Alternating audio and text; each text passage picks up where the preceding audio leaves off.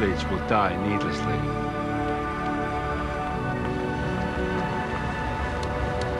They won't die of AIDS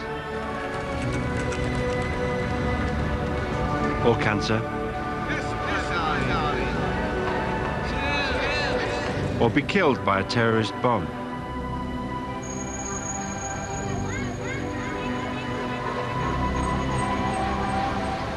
They'll die because we'll try to knock off a couple of minutes on our journey home.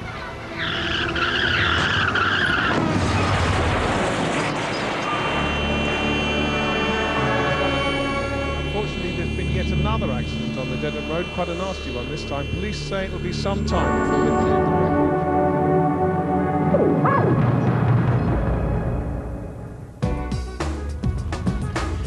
When we drive, we pass through an astonishingly different range of environments. The majesty of our city centres, the new towns, the suburban rat runs, alongside the battleship Potemkin, within the hanging gardens of Babylon, in and out of the intricate folds of a sea lion's fallopian tubes. Hang on, somebody's been buggering about with me A to Z. Now, where amongst this glorious tapestry of highways and byways and other places that I mentioned are you most likely to buy the farm? You're most likely to have an accident within 5 miles of your house. Town roads are where you're most likely to hit or be hit. Of all these hurdles, the most likely to trip you up is the Humble Junction. Looked but failed to see is what they call it. Or as we say, driver pulling out when temporarily soft. You know the feeling? You look left, you look right, you look left again. Everything seems to be clear. And then, before you know it... I've got scars on my neck and on my head. And I broke my jaw. I was unconscious for 2 days. When my mum came to see me, she just burst into tears. It is a terrible thing. It's just something I've tried to block out. The junction was just round the corner from the house. It's one I cross fairly regularly. I was amazed that it happened, really. I can't believe that I didn't see it, because it's, you know, there is quite a wide visible stretch, so I was just told at a later date that it was my fault and I'd pulled out in front of the van. Bang. This van just shunted me about 60 foot across the road, through someone's garden fence, and wrapped me around their tree. The passenger side was completely written off, and if I'd have had a passenger there, I mean, they'd have undoubtedly been killed. I mean, I was quite in a bad way myself. Where I'd gone forward, I'd headbutted the mirror, and it cut my forehead.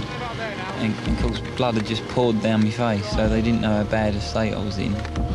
You look and you can't believe that, you know, I couldn't have seen it. If it was a little motorbike or something, maybe I wouldn't have noticed, but a great big transit van, there I was, around the tree. When I first got behind the wheel of a car again, it was a bit nerve-wracking for the first couple of weeks. Every sort of traffic light, every junction you come to, it could be a potential death trap. You think it looks normal, and it could just happen like that in the blink of an eye.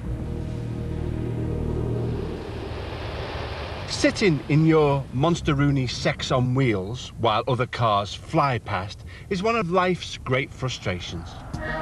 It's made all the more painful if you've just watched GTI Jeremy, the estate agent from hell, sail through the first few seconds of red.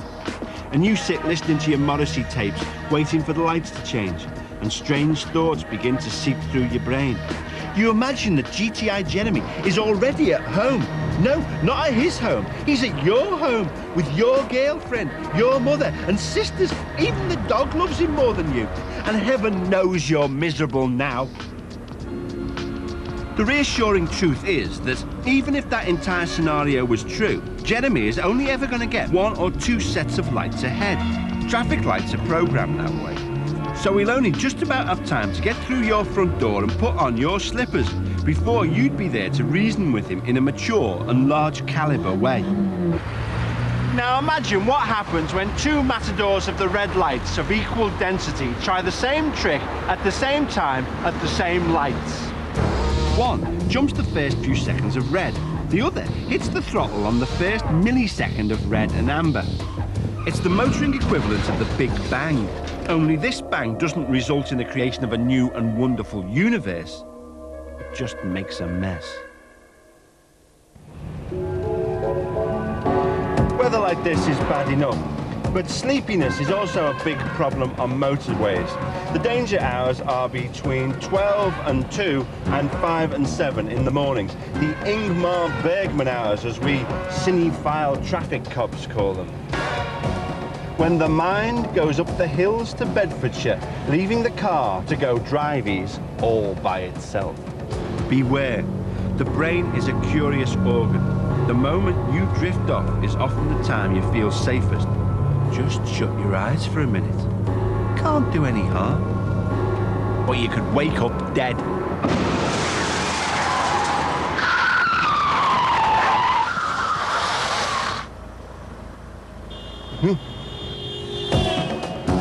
The best thing to do is to get a 20-minute sleep.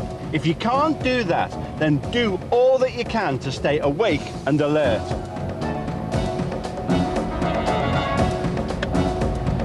Just as some places are notorious danger spots, there are some drivers who are more likely than others to end up with a face like a steering wheel. But how shall we know them? And am I one of them? A living, breathing accident waiting to happen? Of course, there are very safe drivers that drive well within the limits, are always cautious and never take risks. And there are drivers who use the roads for demolition derby practice, undertaking, overtaking, tailgating, red shooting, tearing around like Michael Caine in The Italian Job, who think they're dead smart, but should really have stuck to their scale electric. All this means that our chances of having an accident change from day to day. Nevertheless, some of us are more likely to have an accident than others. If you've had an accident in the last 3 years, you're twice as likely as other drivers to have another one in the next year, whether or not the accident was your fault. If the accident was your fault, then you're 4 times more likely to come to grief within the next year. And if the main cause of your accident was down to speeding, then you're up to 9 times more likely to do it again over the next 3 years. And if these statistics give you sleepless nights, then good! Because these roads, your roads, all bloody roads, are potentially dangerous. But it's not all doom and gloom, because remember, next year's statistics haven't happened yet.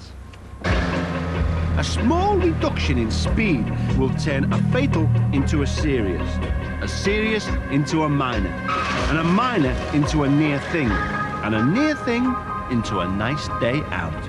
So, don't be a dickhead, ease off the gas.